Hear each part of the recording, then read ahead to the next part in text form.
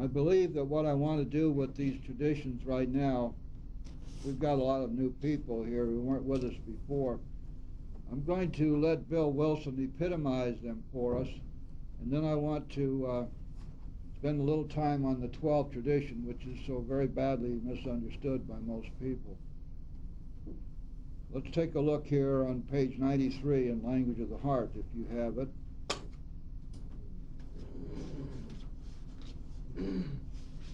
A glance at the 12 traditions will instantly assure anyone that giving up is the essential idea of all of them.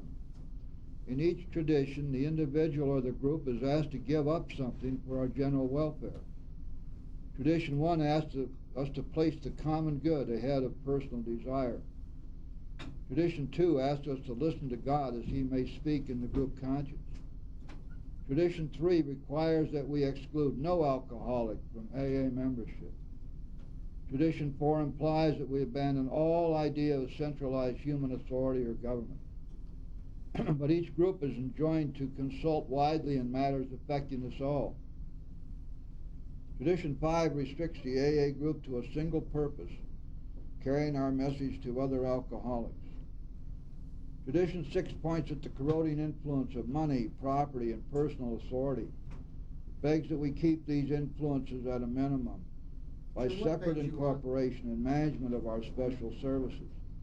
It also warns against the natural temptation to make alliances or give endorsements.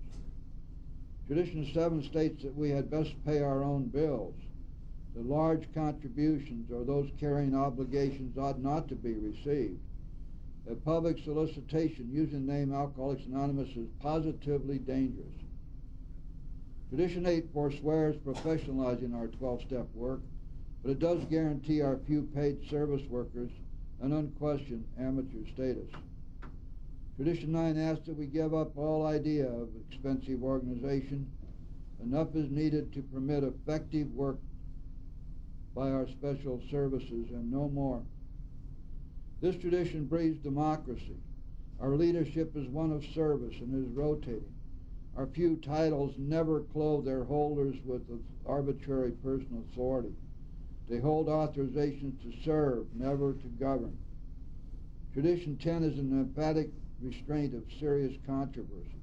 It implores each of us to take care against committing AA to the fires of reform, political or religious dissension.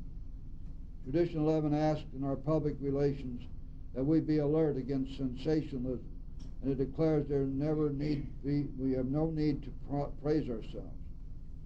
Personal anonymity to the level of press, radio, and film is urgently required, thus avoiding the pitfall of vanity and the temptation through broken anonymity to link to other causes. Now, that 11th tradition is often misunderstood. It is not saying that that we are to maintain anonymity within our group, nor is it saying that we are to maintain anonymity where we work, or in our families, or among our friends, or in any other way. It is limited to press, radio, and films, and of course, these days, to television. The reason for that is that to take AA's name out into mass media means that we would be advertising ourselves in mass media if we use our last names as a sober member of AA. And the whole purpose of all of these traditions is for us to maintain our humility, our anonymity, to work as within the group and not outside the group, and to never get beyond the fact that God is our master, that we are here through the grace of God, and that the Society of Alcoholics Anonymous functions based upon God's will and His directions through group conscience. Now, the 12th tradition is often also misunderstood. I'd like to make sure we understand anonymity is the spiritual foundation of all our traditions, ever remind us to place principles before personalities. And in the 12 and 12, the first thing Bill says is this: the spiritual substance of anonymity is sacrifice. Because AA's 12 traditions repeatedly ask us to give up personal desires for the common good, We realize that the sacrificial spirit, well symbolized by anonymity, is the foundation of them all. It is AA's proved willingness to make these sacrifices that gives people their high confidence in our future. This whole fellowship and the acceptance that we've achieved over these 65 years, not only in the United States but all over the world, to a large extent is based upon the fact that nobody out there ever sees us as a threat. We are not in any way glorifying ourselves. We are not attempting in any way to function as in medicine or religion or in government. We have no opinions on any of these things. We express none. We keep to ourselves. We ask for nothing from anybody, but we offer everything we have to anyone who needs it. This is an utterly unique organization. There is nothing else like it in the whole world. There may be some 12-step groups which emulate AA. I don't know about them, but I do know that AA has maintained this posture all these years, and because it has, we have remained not only an enigma to the rest of the world, but an organization for which there is no criticism. There's nobody taking shots at us. Nobody feels threatened by us. We're not treading on anybody's toes. Now, in order for that to take place, it means that the individual member of Alcoholics Anonymous must remain anonymous and must maintain a high degree of humility in terms of his or her membership in the fellowship.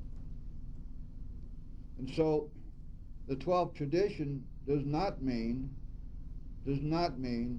that I can say I was here, but I can't say you were here, or any of that stuff. We have a custom based upon strong feelings of the need to protect those who wish to be protected, that within our groups we use our first names only. This is not required. Of course, there are many people who don't. And if any member of our group wants to retain their anonymity, we will honor that.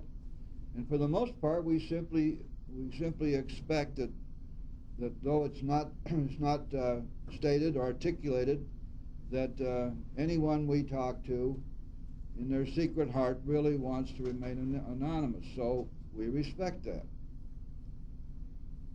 And therefore, the 12th tradition does not stand for the principle that we stay anonymous out of fear. It is clear in reading the history of Alcoholics Anonymous that in the beginning there was an extreme amount of paranoia. And in other parts of the world, I've been in AA in South America in several places, and there is a definite need for strict anonymity there. People feel it. Members of Alcoholics Anonymous do not want anyone to know that they are in the fellowship, because they're dealing with a very severe cultural problem there, that it's okay to get drunk, but it's not okay to be a drunk. And it's a sign of weakness. I mean, on the other hand, it's a sign of macho if you hold your liquor and everybody pushes booze at you from every direction, and you're expected to drink with them. I know I ran into some rather dicey situations down there because of that. But being an alcoholic who can't control his or her drinking is a terrible thing there. It's weakness, lack of willpower, it's insanity, and so they're very, very careful not to break anybody's anonymity. If you're in Colombia, you better not, because a lot of those people run around armed down there now, and they take this stuff pretty seriously. So in the United States and most other parts of the world, however, anonymity is not basically coming out of fear. For example, why is it that groups will deliberately set up meetings which are limited to those who are identifying themselves as alcoholics, so-called closed meetings? It can be nothing but fear that somebody's going to rat us out. Otherwise, why would we care? The fact is, we're going to get ratted out quicker by people in the program probably than by people who wander in off the streets checking to see if it's a bingo game. But yet we insist on these closed meetings, and there's sometimes that we go so far as to make everybody in the room identify themselves as an alcoholic. And how? Yes, Dave. Is there any thing in the 12th tradition which I can't break my anonymity? Is there anything wrong with that? That you can't break your anonymity? Correct. Well, this 12th tradition says that it's important for you to maintain your anonymity because you must retain your humility. The point there is that you are not, if you stay anonymous, then you're not going to be out there trying to trade on the name of AA. It reduces the ego quotient, the pride quotient. In other words, your anonymity is intended to secure your humility and your sense of sacrifice, that you're sacrificing for the group, and that you're not trading off on the fact that you're an alcoholic. But the tradition which deals with anonymity at the public level. Right. And there's no tradition that we maintain our anonymity at the personal level. None whatsoever. And that's up to the individual. Sometimes it's not a bad thing to let people know, and sometimes it may not be so good. Personally, I wear a medallion. And because of that, it's amazing how many people have come to me and say, "Oh, you're a friend of Bill's," or "What's that mean?" I tell them, and I get into a conversation. I'm not saying anybody's gotten sober because of it, but it certainly has allowed me to have contacts I might not have otherwise. That's just my personal feeling about it. I do not. I've been asked to speak many times. I refuse to do it. Been asked to go on the radio. I refuse to do it because I don't want to have to go on. I don't want to have to do that and then hide. So I just don't do it. I don't believe in publicity for us. Our publicity comes from outside sources, and there's plenty of that going on all the time. Yes. One-on-one, you can. I'm asking a question. Can't you break it one-on-one, like where I work? If I feel the situation's right, you know, if someone asks me why don't you drink and how do you not drink, I can tell someone. That's your call, and it's absolutely okay as far as the traditions are concerned. Yes. Okay. You see, here's the point. We don't break our anonymity to prove something or to make ourselves big shots because we're sober. We do it only if there's a good business or personal reason for doing it. Or if perhaps we may be able to be helpful to somebody because of it. But not in order to glorify ourselves. That's what the 12th tradition means. That's the purpose of the 12th tradition. And so it is a spiritual principle. And here's what Bill says. And this is real important to understand. We've been talking the last couple of weeks about the traditions as being spiritual principles, which guide our fellowship and our groups. Here's what Bill says. One may say that anonymity is the spiritual base, the sure key to all the rest of our traditions. It has come to stand for prudence, most importantly for self-effacement, true consideration for the newcomer if he desires to be nameless, vital protection against misuse of the name Alcoholics Anonymous at the public level, and to each of us a constant reminder that principles come before personal interest. That's what it means. Such is the wide scope of this all-embracing principle. In it we see the cornerstone of our security as a movement. At a deeper spiritual level, it points us to still greater self-renunciation. So Bill recognized the spiritual basis for the traditions in the same way that the steps are spiritual principles. And this 12th tradition is the culmination of all that. Now, if you take the first tradition and the 12th tradition, they are bookending the other traditions. Look at the first tradition. What does it say? That your personal sobriety, recovery, depends upon unity. And that you're going to put aside your own personal needs, wants, and desires for the good of the fellowship. This is the way we do. if you think of it this way, we're all adrift in a lifeboat on the ocean. If we don't stick together, we're all going to drown. We all come in here because we are the dregs of society, because we're the people who 65 years ago would have been tossed into asylums, spend our time in jail, or simply die on the street. The laughing stock, the butt of every joke, the people that were hidden away in the upstairs bedroom, the people who were renounced at every turn. They made jokes of us. There were comedians at one time whose entire shtick was to be a drunk in public, and everybody laughed. And the village drunk was a.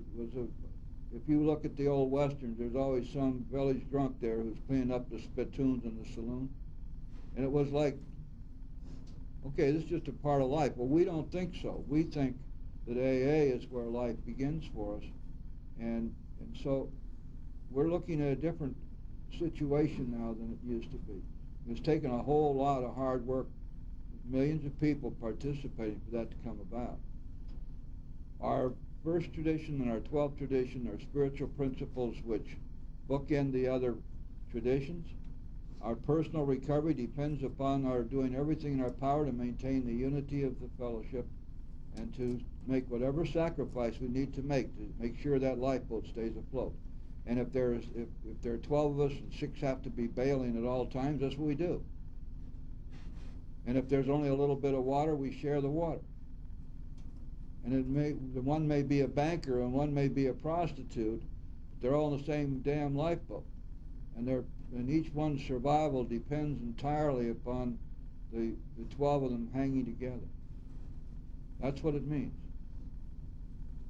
And it may sound extreme, but the fact of the matter is that we're out there, way out on the fringes of established society, because we don't have an organization like any other. We don't subscribe to any of the rules and mores that society has set up. We follow only the rule as it's laid down in our group conscience of a loving God. And so it's a whole different ballgame. In order for us to be a part of it, in order for us to help ensure the unity of the fellowship, we need to practice the spiritual principles of the 12 steps, and then be sure that we understand these principles of the traditions and abide by them as best we can. That's it. Jim? Yes, Howard. Yeah, my understanding was, and I forget where I get it from, maybe pass it on or whatever, and I'm not sure, that at the onset of AA, the anonymity part had to do with the first members who were professionals and just didn't have the time with people inundating them about the program. Okay, let's go back. That's a good question, and it's answered.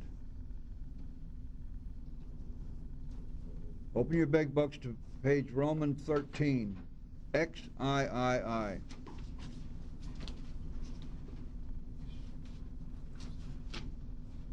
The second full paragraph on that page. It is important that we remain anonymous because we are too few at present to handle the overwhelming number of personal appeals which may result from this publication. Being mostly business or professional folk, we could not well carry on our occupation in such an event. We would like it understood that our alcoholic work is an avocation. When writing or speaking publicly about alcoholism, we urge each of our fellowship to omit his personal name. Designate himself instead a member of Alcoholics Anonymous.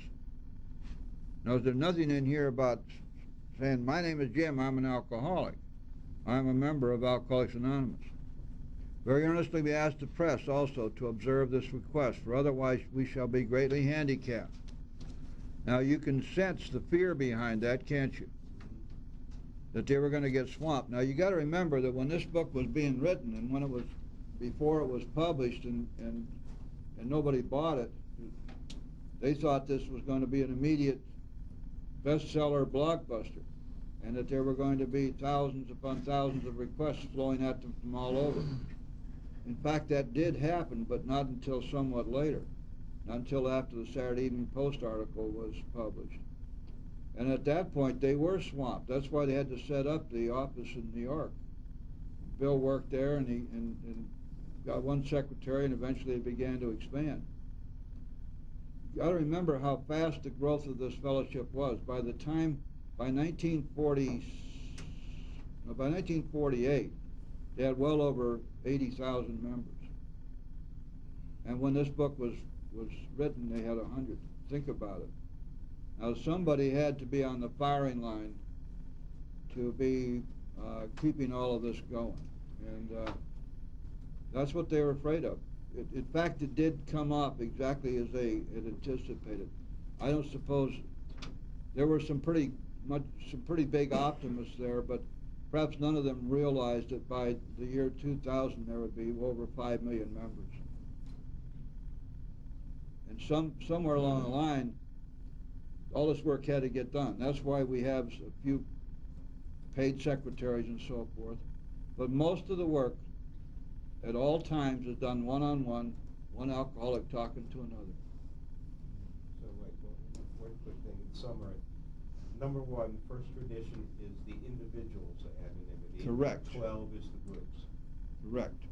Now, it's important to understand that it is the application of the 12 steps by the individual which will lead to the willingness to apply the traditions by the group, because it is individuals agreeing to follow these traditions. They are not rules, they are not laws, they are not enforced by any AA police. They can be broken at any time by anybody or any group. And they can't be disciplined and they can't be thrown out. And it's not necessary, because these traditions, being spiritual principles, mean that to violate them is to put the group, for example, into grave jeopardy, because alcoholism is a self-cleaning oven. And we know that that's what's going to happen. We don't have to police anybody. Either they get wise and straighten out their act, or the group perishes. And there are groups falling by the wayside all the time. There are 3 groups in North Miami, all of which were well established. They got out of these traditions and into their own stuff, and they all fell on their swords, and they're all gone now. They used to have 100, 150 people in meetings somewhere. It's a self-cleaning oven, and we know that, so we don't have to police it. We're going to spend the rest of this time looking at sponsorship, what it is, what it isn't, where it comes from, what is the historical background within the fellowship, and where is it going, and what are some of the perceived needs that we can now identify. Let me first make a couple of observations. This is my personal opinion. I believe that the greatest need in the fellowship today is good sponsorship. I hear people these days saying, "Oh, there are no teachers in AA," and I say, that's the problem. When we have something we wish to impart to another person, especially when it comes to things which require explanation, require monitoring, require that we be able to raise enthusiasm. What is that but teaching? So don't fall for that. That's the problem. There aren't enough teachers in AA. There aren't enough people willing to put themselves out, on the one hand, to learn what it is they need to know in order to be effective, on the other hand, to take part of their precious personal lives and devote those hours to helping others. Foolish they are, because there is nothing which will so much solidify our spiritual progress, our sobriety, and the happiness and contentedness and serenity of our lives as working with other people. It's the bright spot. It is the great gift that God gives us. Look at the 12th step. What does the 12th step tell us? Look up here, just read it. We've had a spiritual awakening as a great gift that we receive because we work the steps. What's happened? We've been restored to sanity. We've entered the world of the Spirit. We've become God conscious. We developed a vital sixth sense that allows us to be inspired, which allows us to be able to receive and understand what it is God's trying to tell us. We can meditate, and we can come out of meditation with inspiration and motivation and understanding. We've been granted great gifts of honesty and humility. Our fears have gone from us, and we've now learned how to deal with fear and to live free of fear. Our faith has grown by leaps and bounds. We have achieved a high degree of gratitude. Our personal relationships have straightened out. Most of us have begun to recover materially and financially. Many of us have found a whole new life that we never knew existed. We have been reborn. And all of these things have happened because we worked the steps and because God granted it to us in His great mercy. He's given us something we never had before. But one thing He has also given us is given us the power and the opportunity to carry this message to other alcoholics. And we will be looked upon, we will be expected to do so. On page 77, please open your books to page 77.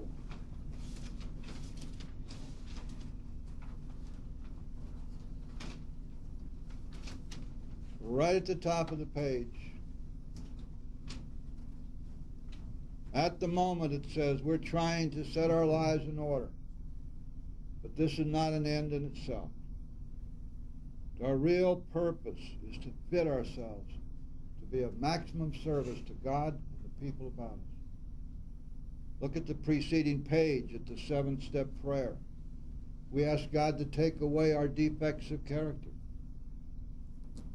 Not so that we can be healthy, wealthy, and wise and have a boat and a house on the bay, so that we will be better able to carry His message. We ask Him to take away anything that would disable us, stand in the way of our maximum effort on His behalf. Look at the 3rd step prayer on page 63. What did we ask for in that prayer? Let me show you what it is, and then we'll see that the 12th step has answered that prayer. The 3rd sentence. Take away my difficulties, that victory over them may bear witness to those I would help, of thy power, thy love, and thy way of life. Our difficulties have been removed. We've been granted a victory over our defects of character and our insanity and our guilt and remorse and shame. And now we have the opportunity to be an example to all of those we want to help of God's power, His love, and His way of life working in and through us. Yes, Howard? Yeah, I hear it, Romans, Jim. You know, some people are good coffee makers, some people clean ashtrays well, some are good speakers. Doesn't make one any better than another. Do you feel the same way about sponsorship, that everybody should sponsor? That's a real good question. I think before I answer that, we need to know what sponsorship really is. The 12th step is pretty direct, isn't it? Mm-hmm. Carry this message to other alcoholics. Mm-hmm. This message means the message of the steps. Once having reached the 12th step, I have worked all the steps, have I not? That's correct. And I have had all that grace. Sponsorship does not mean that I am having people live in my home. or that I am getting them jobs, or that I'm lending them money, nor does it mean that I'm trying to direct their life. It means that I am the one who will share my experience of working the steps with them. And there isn't anybody who has worked the steps who isn't qualified to share their own experience. Because you see, we have romanticized the cult of sponsorship so that it is now pretty much limited to those chosen few. Some of the mythology that surrounds sponsorship requires us to be able to qualify as somebody's best friend, for example, or that there has to be a large community of interest, that I have to be able to identify on all levels with the people I sponsor. That's utter nonsense. Total nonsense. In chapter 7 in the Big Book, it tells us the truth about it. The truth is that the person who is ready to work their steps, it says, you having had much experience yourself, you can offer much practical advice. If he is ready to make a decision and tell his story, tell him that you're willing to help. It goes directly to the steps, doesn't it? There is mythology around here that somehow or another it is enough to make coffee and clean ashtrays, which is obviously service to the group. And obviously the group is the basis upon which 12-step work emanates. There's no doubt that service comes out of the group. The problem is it does not fulfill the requirement. Take a look on at the bottom of page 14, top of page 15. And then you tell me if you are willing to take the risk, which is detailed there. For if an alcoholic failed to enlarge and perfect his spiritual life through work and self-sacrifice for others, he could not survive the certain low spots ahead. Find that? What does that mean? Work and self-sacrifice for others. It has almost nothing to do with greeting at the door, making coffee, emptying ashtrays, setting the chairs straight. It has absolutely nothing to do with going to New York as a delegate. It has to do only with what is the basic fact of life in AA, that AA survives and we continue to grow because of one alcoholic working with another alcoholic. Okay. One-on-one. That was one of my questions, and I'm sitting here and I have 6 years of sobriety, and I've literally never sponsored anybody. I'm not looking for accolades. I do a lot of outside service work. I carry the message into institutions and whatever. And I'm sure there's a spot within me which comes deep from the heart that there's maybe a little fear of sponsorship. I've done step studies, but hearing people like you, I felt very inadequate afterwards. And I said that to a group. Well, that's the whole point of this workshop. When you have completed this workshop, if you stay with us, you will have all the confidence you need. When someone asks you to sponsor them, you'll be able to say yes, because I know exactly what I need to do. Mm-hmm. Thank you. That's the point of all of this. There's nothing at all wrong with institutions and all the other stuff you're doing. And it undoubtedly has allowed you to have 6 years of sobriety. But the problem, the real problem is that that's only part of your responsibility. The major part of your responsibility must be carried out one-on-one. The Big Book is clear on this. See your man alone. Everything started with Debbie and Bill, and then Bill and Bob, and Bill, Bob, and Bill D, this guy right up here. In other words, you boil it all down, it's one alcoholic speaking with another, establishing a rapport, establishing his or her bona fides, establishing a degree of trust and confidence that know what we're talking about, will have the maximum impact on someone who is trying to get sober and who needs to work the steps. The opposite is true in these group step meetings where everybody's trying to work the steps together. It's, for the most part, it's a disaster because each person is so much of an individual. And sponsorship has a great deal to do with our willingness to take each person as they come and understand them, get to know them, to see what their personal needs are, their individual needs.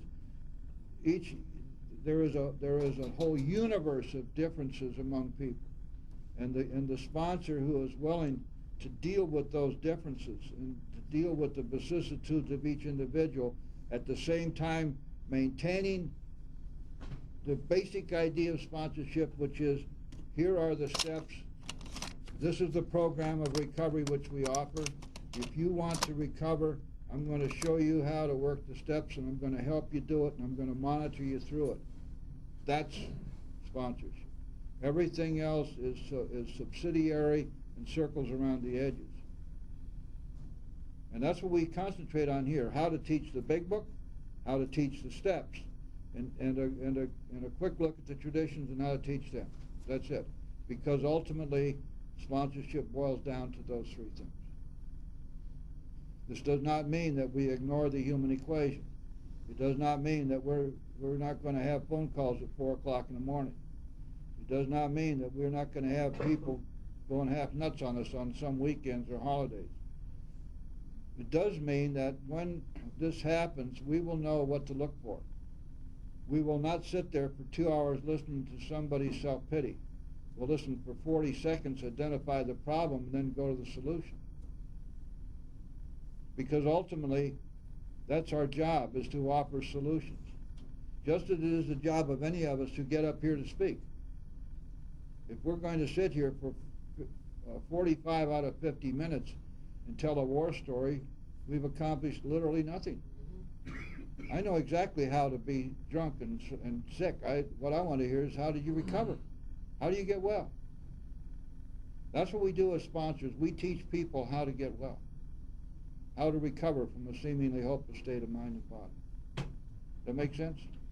There are good and bad, and my analogy would be, you from California, and Tommy Lasorda was the manager of the Dodgers, obviously. There are baseball managers, some are good because they know how to treat each individual player on their roster. Some need to be kicked in the ass, some need to be held and hugged, and that ability, I think, is a gift. And I believe a lot of people, my own opinion, do not have that ability. They learn from their sponsor, and that's exactly what they do with all their sponsors. Of course. What we have going on right now is a perpetuation of myths, a perpetuation of a lot of stuff that doesn't work or doesn't work very well. And one of the purposes of this workshop is to go back to the book and find out what the directions are. We try to deal here with the truth as it is revealed in the big book.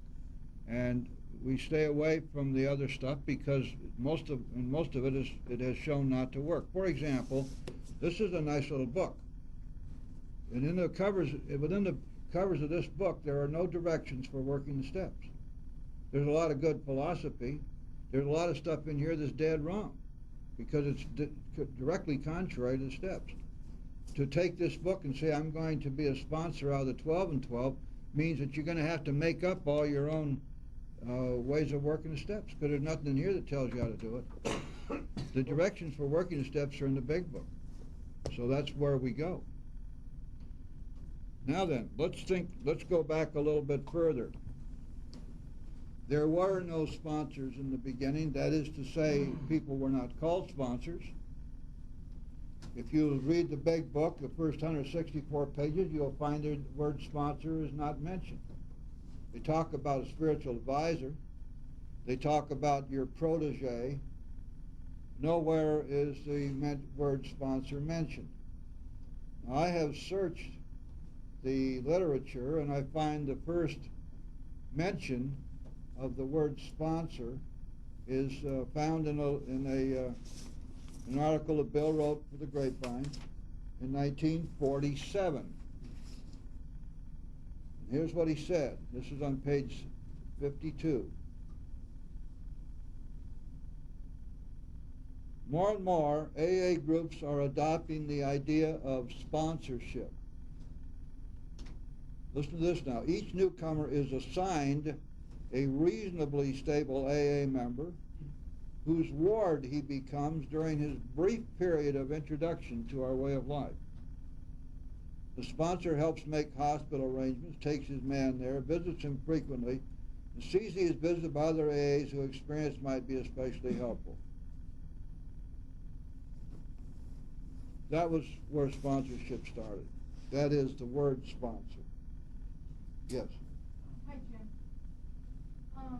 I like what it says in here because it doesn't say anything about sponsorship. It says, never avoid these responsibilities, but be sure you are doing the right thing if you assume it. Helping others is the foundation stone of your recovery. A kindly act once in a while isn't good enough. You have to act the Good Samaritan every day. If need be, it means the loss of many nights' sleep, great interference with your pleasures, interruptions to your business. It may mean sharing your money and your home, counseling frantic wives and relatives, innumerable trips to police, courts, sanitariums, hospitals, jails, and asylums. Your telephone may jingle at any time of the day or night. Your wife may sometimes say she is neglected. A drunk may smash the furniture in your home or burn a maid's mattress. You may have to fight with him if he is violent. Sometimes you will have to call a doctor and administer sedatives under his direction. Another time you may have to send for the police or an ambulance. Occasionally you will have to meet such conditions. We seldom allow an alcoholic to live in our homes for a very long time. It is not good for him. And it sometimes creates serious complications for the family. And then in back of that, it says if he thinks he can do the job in some other way or prefer some other spiritual approach, encourage him to follow his own conscience. We have no monopoly on God. Well, that's on page 97, right? 95. 95, okay. And so, basically, what I think we try to do is carry this message, the steps, talk about, offer him the spiritual tools, and find out how he feels about God, kind of like feeling all that. But from what I understand, it is to talk about myself, so in order for him to talk about himself. And then you may be an atheist, or whatever the case may be, but what I do is that I like to go to my higher power to ask him to give me the right words, for me to say the right thing, and then just kind of go on like that. It's not, we don't get the credit for getting anybody else sober. Right. It's God who does work. We can try to carry this message till we're blue in the face and not get anybody sober. Okay, good. Page, that Thank you. selection you read is in chapter 7 in the big book, and it deals with our work with newcomers, and it deals with the first weeks or first few weeks of their sobriety. It does not purport to deal with sponsorship on the long term. It's within the part of the book that deals with working with a new person. Now we're going to study that in great detail, because the directions there for how to work with somebody who's brand new are take up the first half of the 7th chapter. And there are some good general rules in that chapter dealing with which can be applied to sponsorship. But the term sponsor. I'm sorry. They use the term Good Samaritan. Good Samaritan, right. Okay, what we need to know, and I'll get right to it in a second, what we need to know is that in those days, everybody was working with everybody else. If you read the stories in the back of the book, you find that especially the new members in Akron, they might be in the hospital, and everybody in the Akron group would be there to visit them at one time or another. And if you look at how Dr. Bob went about this, if somebody came to his house, he would take them in his study and take them through the steps in one afternoon. And then they'd be on their own. They'd go back to Cleveland or New York or someplace and start another group. So the idea of sponsorship was always The root of sponsorship is one alcoholic working with another. I want to show you where that is in the big book. Look on page 100, please. There's only one sentence there in the big book which deals directly with this whole concept of sponsorship. It's the first full paragraph on page 100. The first sentence. Both you and the new man must walk day by day in the path of spiritual progress. Now, this gives us a whole bunch of clues as to what's going on. First of all, it's one-on-one, you and the new man, walking day by day in the path of spiritual progress, both growing spiritually. This is the nuts and bolts of the whole program. Two people working together, both growing spiritually. Doing this day by day. This means that there is no such thing as a sponsor out here who's got it made, knows it all, can do very well without having anybody come and ask for help. No, no, no. We all need, and we're blessed and graced by people who trust us enough and honor us with the opportunity to teach them the steps and to help them to walk them through the steps. Because at the same time that they're growing spiritually, we're growing spiritually. What did we just read in Bill's story? If we fail to enlarge and perfect our spiritual life through work and self-sacrifice for others, we don't survive. If I can't think of a more powerful statement which would induce us to say, I better find out how to do this stuff. But sponsorship, as we know it today, is a latter-day invention. It is not. It does not come from the way in which the early groups dealt with newcomers or with each other. Their purpose was to take the new person through the steps and turn them loose and let them loose to go out and get some more people. I mean, that's why the fellowships expanded so rapidly. Look what Ebby did with Bill. Ebby went to Bill's house. He told him about the program. He told him he was sober now, that he'd gotten religion. He asked Bill if Bill wanted to be sober. Bill said yes. Ebby showed him this is the way we do it. Told him about God, told him what he had to do about that, told him how he had recovered. Bill went to the hospital. He got detoxed for the last time. He worked the steps while he was in the hospital. Look at page 13. When he came out of the hospital, he went right to his home and he began going out and trying to find people to help immediately. You look at the history, for example, of the Cleveland group. The Cleveland group had about 15 members. And then the Cleveland Plain Dealer, the main newspaper in town, printed a series of articles for a week about AA. And they suddenly had more requests for help than they could handle. And they would go out, the old members, the ones that thought they had it all, would go out and they'd grab somebody, bring them in. The requests were coming in so strongly, they'd say to this new guy, well, you better go out and see this person. I haven't got time.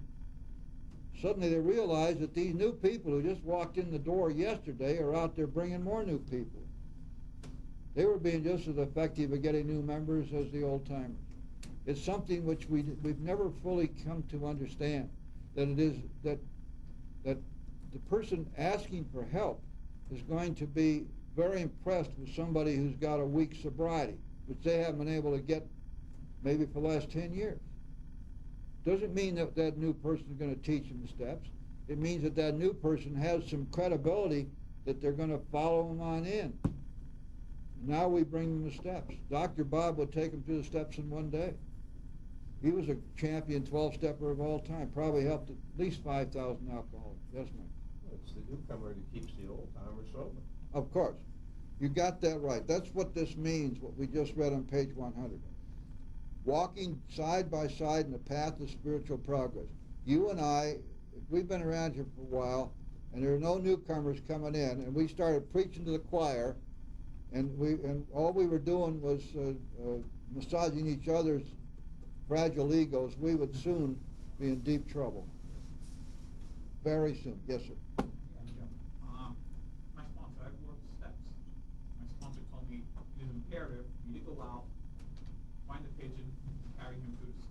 Yes. You know, correct me if this is wrong, but I know when I came in this group, they have the temporary solutions, temporary sponsor list. That's an oxymoron. You had to have, you had to have 2 years, and other groups you have to have a year. Is You it have to- screwy conception? I have never read a time limit. To me, this seems like a screwy conception after a quantitative period, after 1 year, you'll automatically become sponsored. If I've that, never read that. That seems- stop and think about it. Is If that, that, is that a screwy conception that, it's to me, utter nonsense. that's what I thought. It's like, I don't know where these groups get this. How long do you think people were sober who wrote the big book? The longest sobriety was 3 years. Many of them didn't have a year. Many. I keep coming to these groups, they say, in order to be a sponsor, you have to have a year. It's like, Well, look, all that rule means is you can't get in a book. Yeah. Doesn't mean you can't sponsor. And oxymoron is something like an honest lawyer, right? And his Yes. shoes is dropped. You had your hand up? Yeah, drop that. Yeah. I don't know, but I remember years ago hearing someone speak, someone who's been around like a long, long time ago, like an old person, and he said that. What's that old person Old stuff? person. Older person, older person. That, older person took an AA, like, way back then. Way back when, they did not, measure sobriety in terms of time, but how you did the steps. In other words, people would say, I have a year sobriety, I have this and that, and that. They didn't do that, they basically said, did you complete the steps or not? So only when it got bigger and bigger, people started quantifying it in terms of time. He was absolutely right. And the rule used to be, the rule was 9 and 90, and Like 6 months you and complete the steps. 9 and 90 and 15 and 30. There was nothing about this 90 and 90. That's baby stuff. That's 9 and 90, 9 steps in 90 days or less. 15 and 30 is 15,000 meetings in 30 years. And then you can slack off if you want to, but it's very unlikely you'll want to by then. So yes, I was working my 11th step on my 47th day of sobriety, and I was slow. And many people I take through the steps complete their steps in 30 days or 45 days. Many do. And I encourage that, because you see, it isn't a question of how long you take, it's a question of whether you do the work or not. Look at the promises. Promises have nothing to do with how long it took you to get there. Some of the myths, like this isn't a foot race, don't try to get sober by Tuesday and all that, that's just a bunch of crap. Because if you take a look at page 85, I want to show everybody there a word which is, you got to burn into your head, and it gives a lie to all of this other stuff. Top of page 85, you'll find a couple lines down the word automatic. Automatically. Everybody see that? Right at the top of the page. We will find that this has happened automatically. Why? Because we work the steps. So you see, we're not dealing here. Yes. Doug? What came up for me is that I couldn't hear you. I think what came up for me through all of this discussion is that the presumption behind all of the steps is verily in truth, I do nothing at all but for the grace of God. It's about even a relation of humility, and as far as a sponsor-sponsee relationship, you know, as it says in the big book, we walk together, and you know, be kind to the newcomer, he may end up being your sponsor. That we have everything to gain and learn from that person. Absolutely right. Now, there is one, here's the caveat with respect to the time for getting through the steps. The big book makes it very clear that the first thing we do is read the book. Now, some people are going to take a while to do that. We don't go to the steps till we've read the book. If you will look on page 95, 95. I believe that's the right page. Let's take a look at that. Yeah.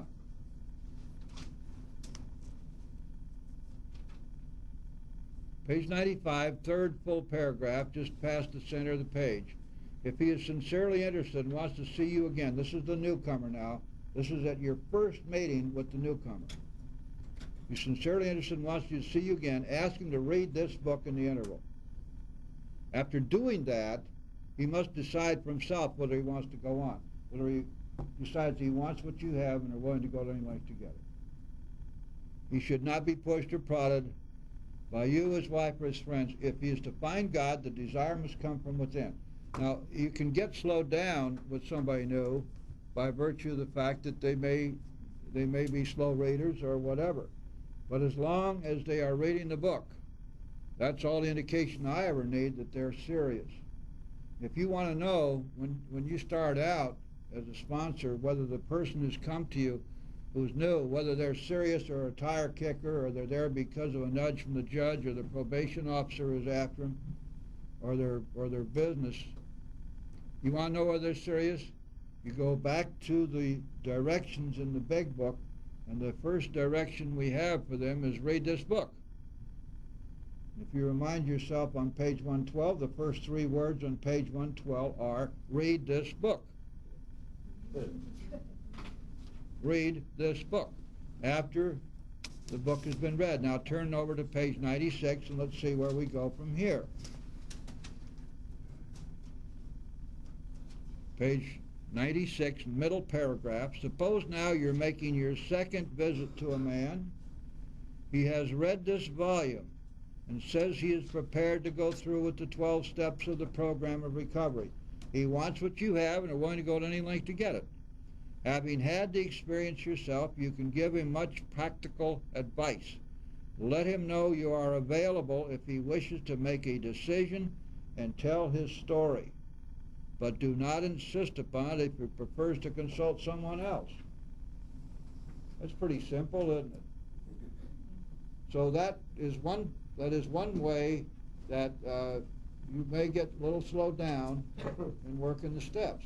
Nevertheless, it is tremendously important.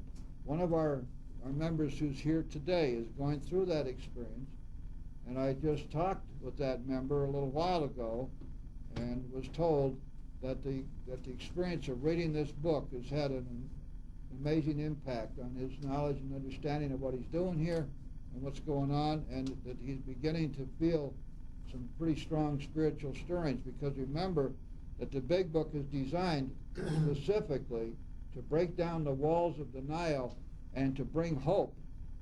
And it is that hope which begins to fill the new person, that yes, indeed, there's hope for me too.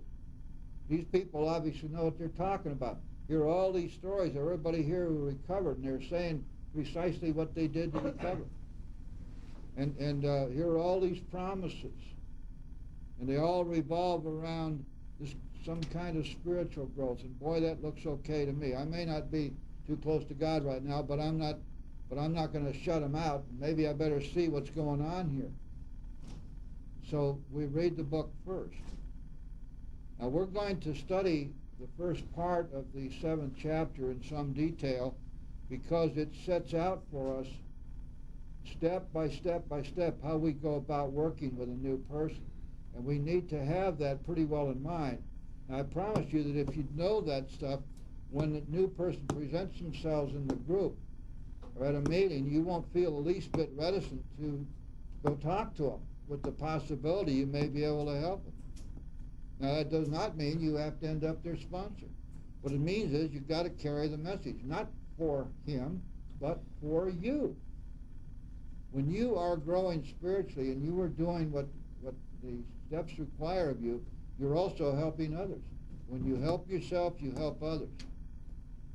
They say this is a selfish program. That's utterly untrue.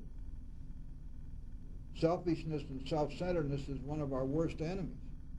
For us to concentrate on our selfish needs, wants, and desires is a terrible thing. It defeats the whole purpose of working the steps. But we do need to keep in mind that when we do what's right for us, that is, when we follow God's rules, when we follow the principles, when we practice the principles in all of our affairs, we are being of maximum service to others. We can't help it. We can't help ourselves. One of the main principles is contained in the 12th step. We're going to carry this message to other alcoholics. Period. Doesn't say a damn thing about emptying ashtrays. Now, we cannot use these human solutions and suggest to anybody that they are substitutes for the spiritual solution and steps. The minute we do that, we make a terrible mistake. There are people who are going to feel more comfortable if we invite them to participate in the group, and that's wonderful, but that is not the solution to their problem. Peach. Thank you, Jim. I had a sponsee that was real eager and he had been through this before and relapsed, and said that he really was going to make an earnest effort with reading the book, and he's going to question me on the questions and stuff, and I thought it was great. I went ahead and I did this third step with him formally, and I said, well, if you want, go ahead and start on the fourth step. I think this is where I was wrong. I told him to go ahead and start on the fourth step and read the big book at the same time. And he was calling me up, and I was listening to him. Basically, I was just being a sounding board for him. And I was supposed to meet him here yesterday at 7 o'clock. That was the latest, and I waited till like 7:20. He never showed up. So I'm wondering if I didn't rush into it. And, I'm feeling kind of bad, about maybe getting him on the fourth step already. We were to get together tomorrow to do his fifth. Because I saw the willingness there. So I said, well, go ahead and start on the fourth step. If you're working the steps, you're not going to pick up a drink. And you get through these steps and you'll be just fine. Okay, well, here, if you have somebody who comes to you who has already worked the first three steps, then you must take them immediately to the fourth step. No, he had already done the first step out there. He believed in a power greater than himself when I asked him that. I took him to the third step formally. Then he started on his fourth step, and we were going to do the fifth yesterday. He bailed yesterday. Well, that's what I was telling you, Pete. The big book says that once you've done the fourth step, a third step, you must at once go to the fourth step. Yeah, and he said that he was going ahead and working Well, it. all you can do is show him how to work it and let him do it. He'll either do it or he won't. And two, I think what they're talking about the selfishness, what I've always understood about that is that because with this program, we gotta want this program for nobody else but ourselves. And I think that's what they're talking about, is the selfishness around that. Yes. And, Good. that's what they mean by selfishness. Good. Thank you, Peach. I have a quick question. Wow. Okay. Just remembered it. Kind of a weird question, but it relates exactly to what we're talking about. If somebody's after you take somebody through the 12 steps and you're their sponsor, what do you do at that point with the person? You cut the umbilical cord. Yes. Okay. The last thing you want is for anybody to be dependent upon. You teach them at that point to be consistent and disciplined and working their steps. You monitor their 11th step to make sure they're doing their inventory. You stay available to help them when they get caught in a jam. But you do not allow them to lean on you. You get them on their feet. You get them moving in life as best you can. Now, not everybody will do that. But the one thing you cannot allow is to have created such a dependency that that person's going to be leaning on you for the rest of their sobriety, which isn't going to be very long. And not only that, but it's not only is it not good for them, it's terrible for you. You do not ever engender dependency. There's a certain amount of it that comes right at first, but you begin breaking that as soon as you can, because dependency must be on God, not on the sponsor. We love this idea of having a bunch of people dependent on us. There are people who get off on the ego of sponsorship. They stay sober for years. They can't give it up.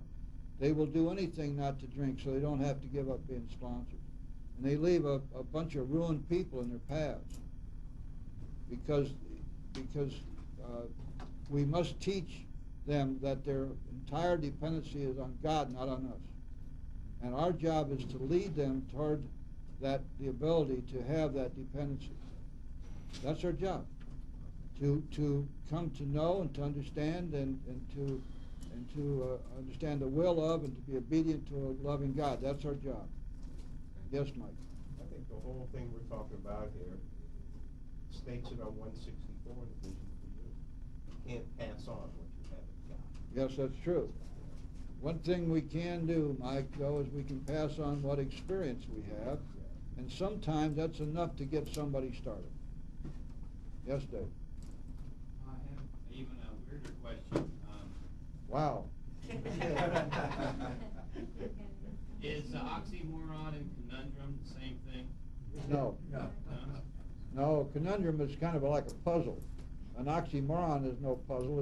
It's obvious that the two things don't go together, such as temporary and sponsor. Police intelligence.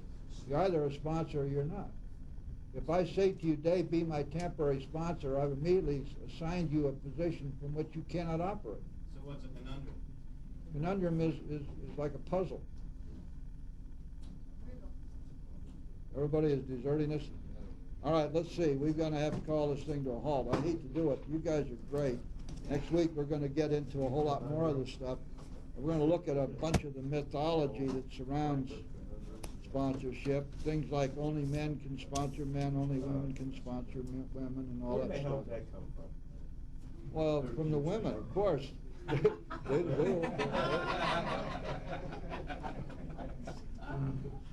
Obviously. The guy has a 13 step. You'll also find a lot of that nasty stuff is in that little book called Living Sober, which does not purport to have anything to do with the steps of the big book. It says directly it doesn't. There's a bunch of, because it was written for treatment centers, it wasn't written for us. Anyway, we will be exploring a whole lot of the mythology, and we'll be exploring what our responsibilities and job is as a sponsor and how we go about doing it. And we'll share with each other some of our experiences so that we'll mutually gain from this. I want to thank all of you for being here today. It's been a great meeting for me.